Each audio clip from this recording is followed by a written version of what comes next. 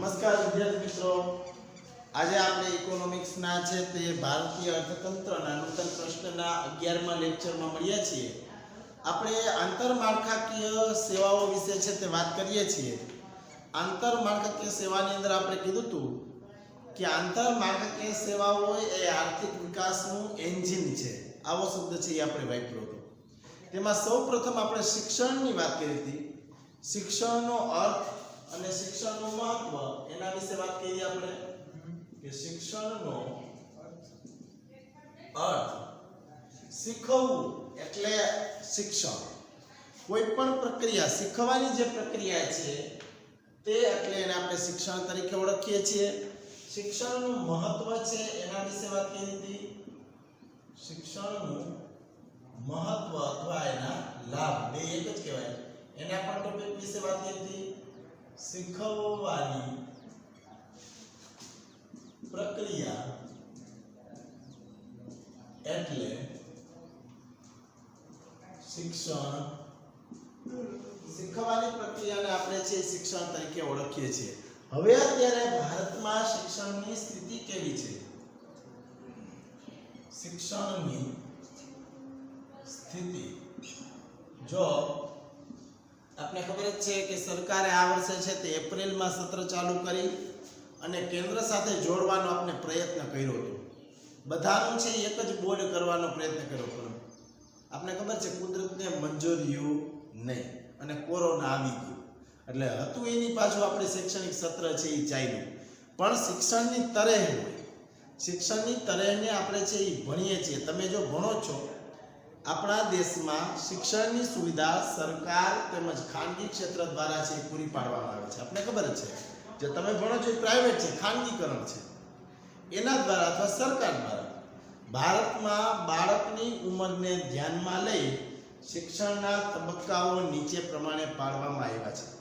આ વર્ષે એક નિયમ આવ્યો કે 5 વર્ષ પૂરા થાય, 6ઠા વર્ષમાં જ છે એ ધોરણ 1ની અંદર બાળકને પ્રવેશ આપવો. તો આપણે પણ છે એ ધોરણને આપણે જોતા જઈએ. તમને યાદ જ રહી જાય. પરીક્ષાની અંદર તમને પૂછાય તો તમે આ લખી શકશો શિક્ષણની વર્તમાન સ્થિતિ. તો ઉંમરને ધ્યાનમાં લઈ અને અહીંયા છે તે એના વિભાગ પાડ્યા. તો પહેલા વિભાગની અંદર પ્રાથમિક વિભાગ, એની અંદર આપણે ખબર જ છે કે 1 થી 5 ધોરણ આવે. ત્યાર પછી ઉચ્ચ પ્રાથમિક, એની અંદર 6 થી 8 આવે. ત્યાર પછી માધ્યમિક, એની અંદર 9 થી 10. ઉચ્ચ માધ્યમિક,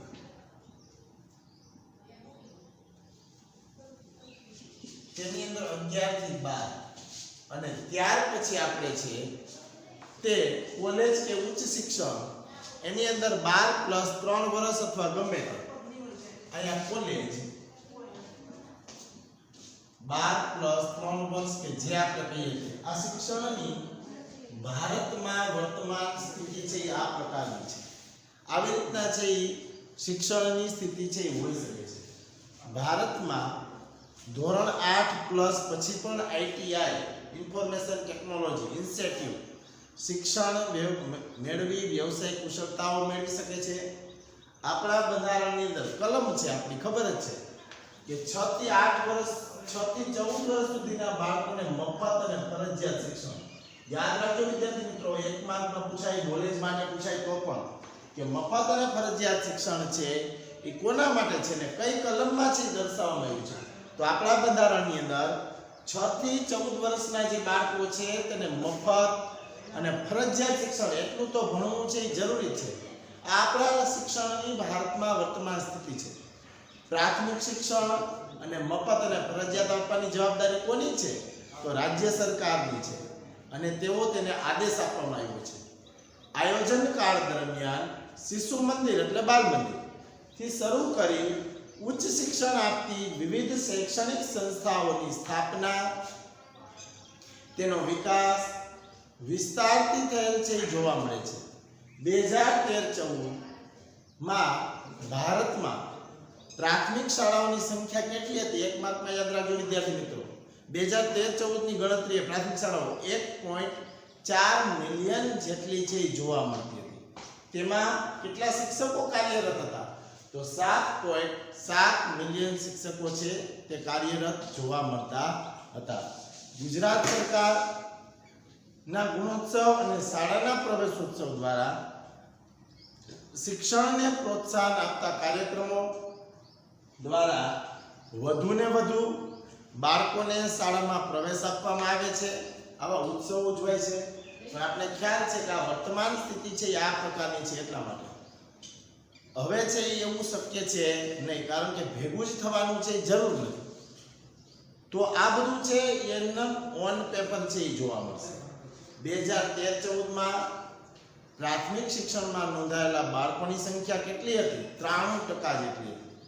Sarva Shiksha Abhiyan SSA, RTE right to education અને RTI રાઇટ ટુ ઇન્ફોર્મેશન આવા શબ્દ આપણે સાંભળીએ છીએ.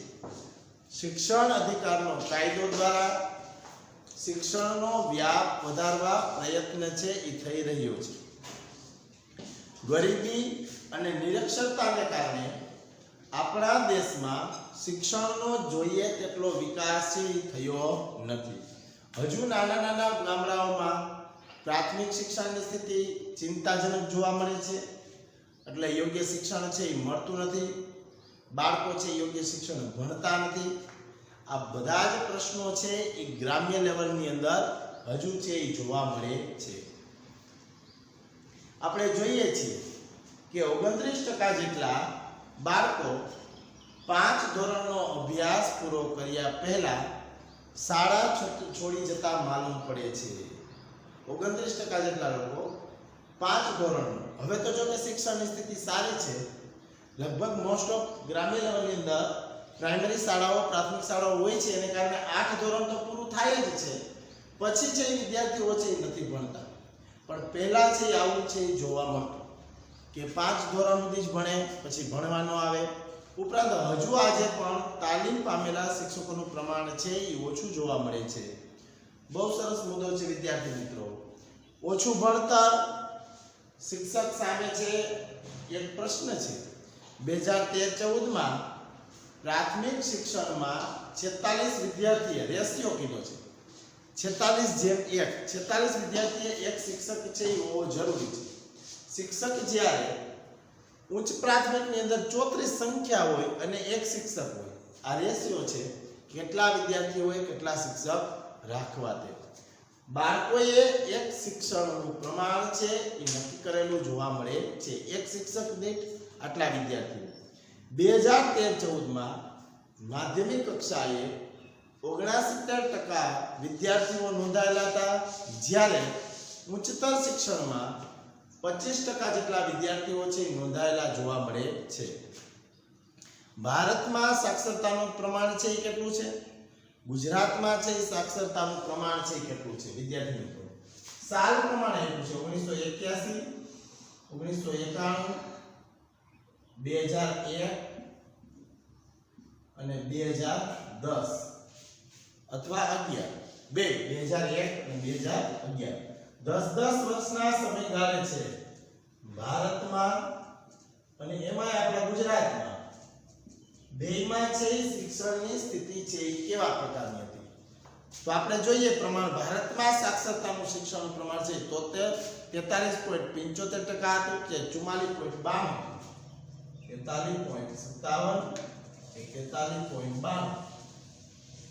આ 1981 ની વાત છે. ત્યાર પછી 52.21 હતું, તે 62.52 ગુજરાતની અંદર છે એ વધારે છે. ત્યાર પછી 64.83 હતું, તે 2001 ની અંદર વધી 69.14% થયું. ત્યાર પછી 74.04 હતું,